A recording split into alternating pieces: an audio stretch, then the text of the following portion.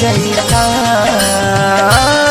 जैता अपना लूंगी से बेना डोला जैता अपना लूंगी से बेना डोला जैता बलम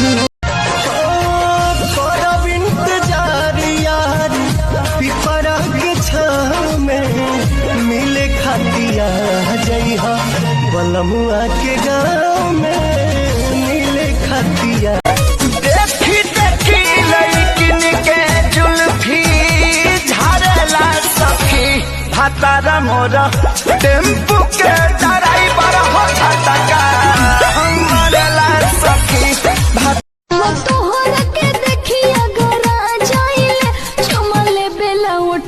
पगला जाइले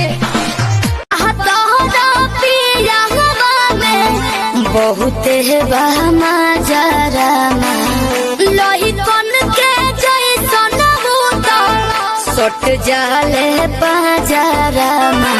तू ही मोर धनिया मोर मलकिनिया तोरे सिवा दुनिया में केहू नहीं रनिया कहत देखा दी खोल के छाती हो मन बाती।